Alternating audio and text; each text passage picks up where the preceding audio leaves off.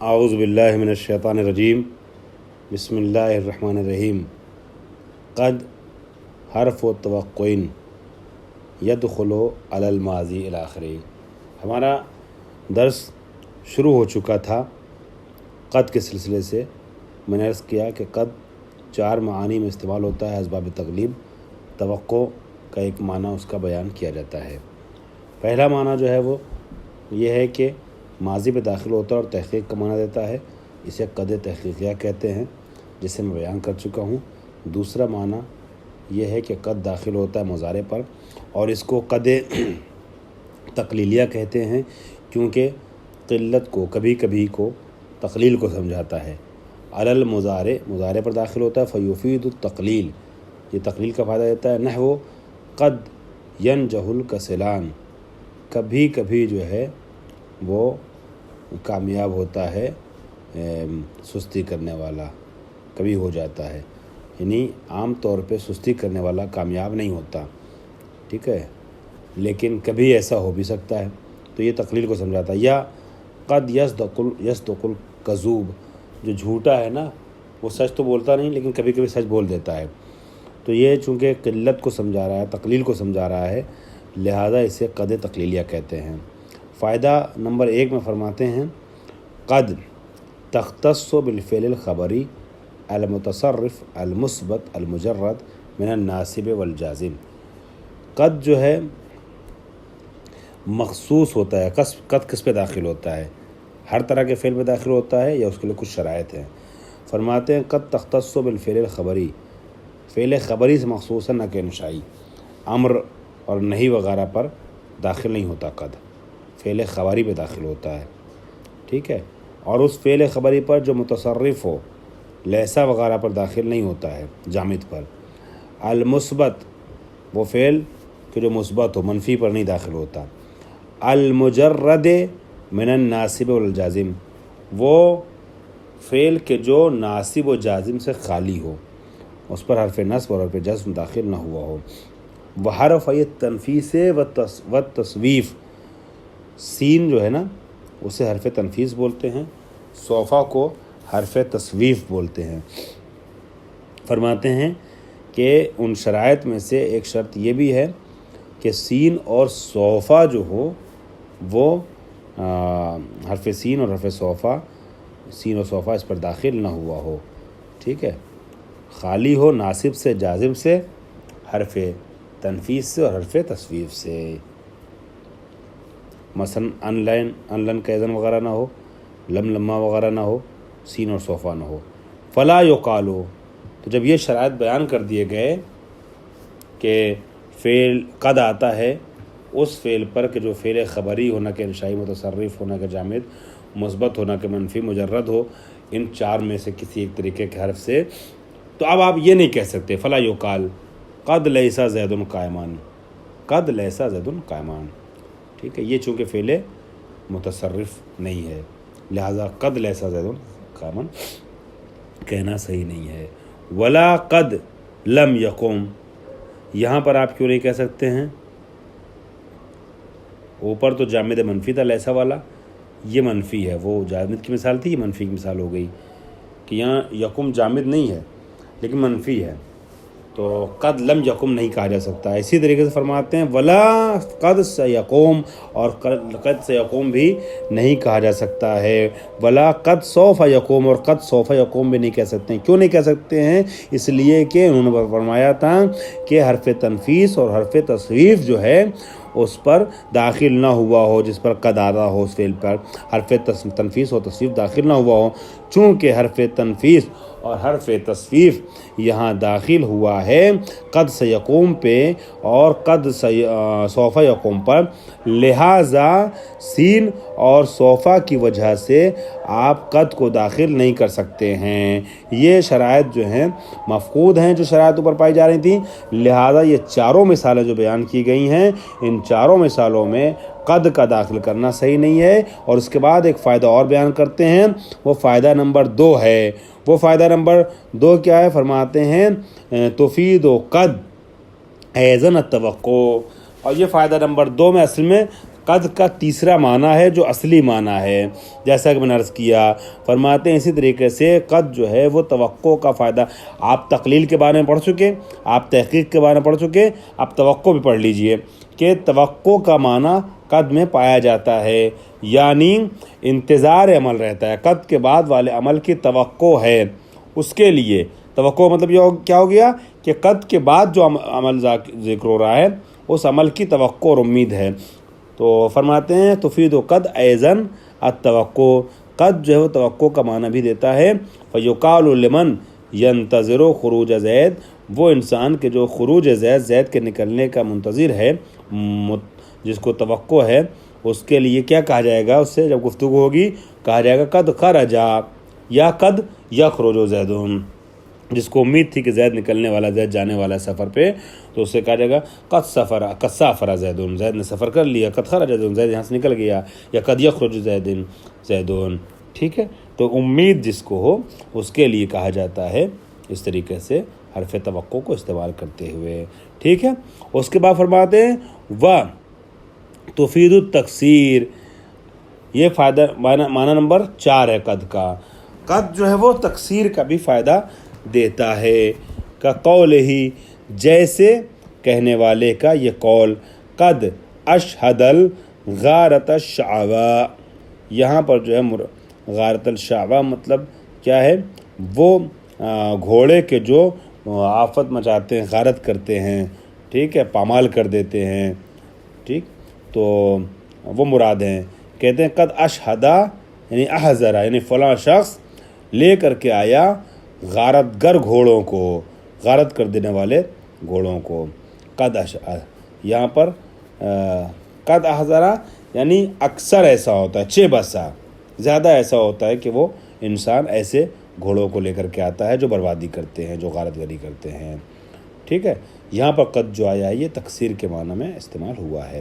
تو 4 معنی ابھی تک قد کے بتائے گئے. معنی نمبر 1 تحقیق، معنی نمبر 2 تقلیل، اور معنی نمبر 3 توقع، اور معنی نمبر 4 جو ہے وہ تکثیر.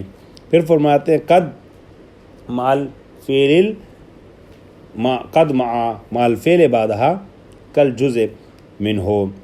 دیکھیے جیسے ضربہ ہے نا، زاد رے بے، اسی طریقے سے قد ضربہ جب ہو جاتا ہے یا قد یضرب جو ہو جاتا ہے تو قد ضربہ میں قاف دال زاد رے بے.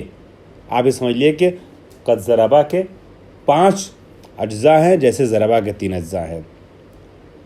یہ فعل کے جز کی طریقے سے ہو جاتا ہے. قد اپنے بعد والے فعل کے ساتھ اس کے جز کی طریقے سے ہو جاتا ہے. فلا تعمل فیہ ما اختصاصھا بہ. ٹھیک ہے، پھر وہ اپنے بعد والے فعل میں عمل نہیں کرتا ہے. قد ٹھیک ہے، عمل نہیں کرتا ہے ما اختصاصھا بہ، جب اس کے ساتھ اس کا اختصاص پایا جاتا ہو. ولا تفصل عنہ الا بالقسم، اور نہ اپنے بعد والے فعل سے، یعنی جس فعل پہ قد کو داخل کیا جانا ہے اس فعل اور قد کے درمیان کوئی فاصلہ ہوتا ہے سوائے قسم کے. ٹھیک ہے، میں ایک بار عبارت پھر پڑھتا ہوں. قد مع الفعل بعدہا کل جزء منہ فلا تعمل فیہ ما اختصاصھا بہ. کہ قد جو ہے وہ اپنے بعد والے فعل کے ساتھ اس کے جز کی طریقے سے ہو جاتا ہے، پس عمل نہیں کرتا ہے، کیونکہ جز شے خود شے میں عمل نہیں کرتا. ٹھیک ہے، جز شے میں عمل نہیں کرتا. ضربہ کا جو زاد ہے وہ ضربہ میں عمل نہیں کرتا. اسی طریقے سے قد ضربہ کا قد جو ہے وہ ضربہ میں عمل نہیں کرتا ہے. ٹھیک ہے، فلا یعمل فیہ ما اختصاصھا بہ، پس وہ عمل نہیں کرتا ہے قد فعل میں جب قد مخصوص ہو اس فعل سے. ولا تفصل عنہ یا تفصل عنہ، اور یہ قد جو اس فعل سے جدا بھی نہیں ہوتا ہے، یعنی قد اور فعل کے بیچ میں کچھ فاصلہ بھی نہیں ہوتا ہے سوائے قسم کے. نحو قد واللہ احسنتا، قد احسنتا ہی رہتا ہے یہ ہر حالت میں، مگر واللہ آ گیا ہے، صرف واللہ کے ذریعے سے فاصلہ ہو سکتا ہے، یہ ممکن ہے. پھر اس کا فرماتے ہیں تاتی قد اسم فعل بمعنی یکفی، اور قد کبھی کبھی اسم فعل کے طور پر استعمال ہوتا ہے۔ اسم فعل کے بارے میں آپ کو پتہ ہے، پہلے آپ لوگ پڑھ چکی ہیں کہ اسم فعل وہ کلمہ ہوتا ہے کہ اس میں معنی فعل پایا جاتا ہے لیکن شکل فعل نہیں ہے، فعل کے طریقے سے صیغے نہیں ہوتے اس کے، جیسے ہیہات بعودہ کے معنی میں، ٹھیک ہے، یا علیکا یعنی الزم کے معنی میں۔ تو کبھی فعل کا معنی ہوتا ہے مگر فعل کا لفظ نہیں ہوتا تو اسے اسم فعل کہتے ہیں۔ یہ جو قد ہے یہ بھی کبھی کبھی اسم فعل کے طور پہ استعمال ہوتا ہے، حرف تحقیق نہیں اسے کہا جاتا، پھر حرف تقلیل، حرف تکسیر، حرف توقع نہیں کہا جاتا، بلکہ کیا کہا جاتا ہے، یہ اسم فعل ہو جاتا ہے بمعنی یکفی، یکفی کے معنی میں۔ نحو جیسے قد زیدن درہمون، تو اب جب قد یکفی کے معنی میں ہوگا تو زیدن یکفی کا مفعول ہو جائے گا، نہیں قد کا مفعول ہو جائے گا۔ جیسے آپ کہتے ہیں بعودہ زیدن، زیدن کیوں مرفوع ہے، سوری ہیہات، ہیہات من الذلتو، ٹھیک ہے، یا ذلتو جو ہے کیوں مرفوع ہے، چونکہ بعودہ کے معنی میں ہے، ہیہات یعنی بعودہ من الذلتو، فاعل ہو گیا، بعودہ کا جو ہم معنی ہے اس میں فعل ہیہات، اس کا فاعل ہے ذلت، اس لیے مرفوع ہے۔ اب یہاں پر بھی درہمون مرفوع ہے، کیوں، اس لیے کہ قد جو بمعنی یکفی ہے اس کا فعل، اس کا فاعل ہے، اور زیدن جو ہے وہ مفعول ہو جائے گا، یعنی یکفی درہمون زیدن، ایک درہم کافی ہے، کس کو کافی ہے، زید کو یا زید کے لیے۔ وقد وتعتی مرادفہ لحسبو، ٹھیک ہے، وتعتی مرادفتن لحسبو، اور یہ قد جو ہے وہ حسبو کے مترادف بھی آتا ہے، حسب یعنی کافی، وہی بمعنی کافی حسب، اور قد جو ہے وہ وہاں پہلے بتایا تھا یکفی کے معنی میں ہوتا ہے، اور یہاں بتا رہے ہیں کہ مرادف حسبو ہوتا ہے، یکفی فعل ہے، حسبو اسم ہے، معنی ملتا جلتا ہے دونوں کا۔ نحو قد زیدن درہمون، یعنی حسب زیدن درہمون، وہی معنی یہاں بھی آ رہا ہے کہ زید کے لیے ایک درہم کافی ہے، حسبو کی طریقے سے قد مضاف ہو گیا، چونکہ حسب کے معنی میں ہے قد، لہٰذا قد مضاف ہو گیا اور زید مضاف الیہ، درہمون جو ہے وہ خبر مضاف مبتدا ہو جائے گا۔ وقدنی درہمون، جیسے ہم بولتے ہیں نون تو نون وقایا ہے اور یا متکلم کی طرف قد مضاف ہو گیا، جیسے حسب مضاف ہوتا ہے، ہم کہتے ہیں حسبی اللہ و نعم الوکیل، حسبی اللہ و نعم الوکیل، حسبی درہمون کی طریقے سے قدنی درہمون ہے، ٹھیک ہے۔ اس کے بعد اب آتے ہیں لام کی طرف، لام کی قسموں کو بتا رہے ہیں، واللامات، اللام المکسورۃ نوعان، پہلے لام مکسورہ کو بتا رہے ہیں اور اس کے بعد لام مفتوحہ بتائیں گے۔ لام مکسورہ کی 2 قسمیں ہیں اور لام مفتوحہ کی 4 قسمیں ہیں۔ چونکہ انہوں نے سرسری بیان کیا، میں بھی زیادہ تفسیر میں نہیں جا رہا ہوں، اور امید کرتا ہوں کہ آپ لوگ مغنی باب اول میں ان لاموں کی تفصیلات انشاءاللہ پڑھیں گی۔ لام مکسورہ کی 2 قسمیں ہیں، وہ لام کہ جو لام الجر ہے، اور لام الجر کے ذیل میں درج ہوتے ہیں 2 طریقے کے لام، وَيُنْدَرَجُ فِيهَا، لام مکسورہ کے لام جر کے ذیل میں 2 طریقے کے لام آتے ہیں، ایک لام کے ہے اور ایک لام جہود ہے۔ لام کے پہلے ہم پڑھ چکے ہیں، ابھی جلدی پڑھا ہے اسی سیمسٹر میں، لہٰذا اس کو ریپیٹ نہیں کر رہا ہوں۔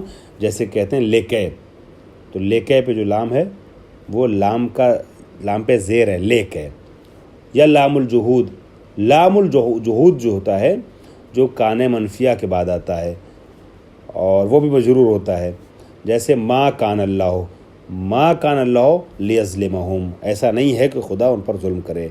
یہاں کانا جو ہے منفی ہے ما کے ذریعے سے، اور کان منفی کے بعد اب جو لام آ رہا ہے لے یظلمہ، یہ مکسور ہے اور اس کو لام جہود کہتے ہیں، چونکہ جہد کہتے ہیں نفی کو، نہیں کو، نفی کو، منع کرنے کو، ٹھیک ہے۔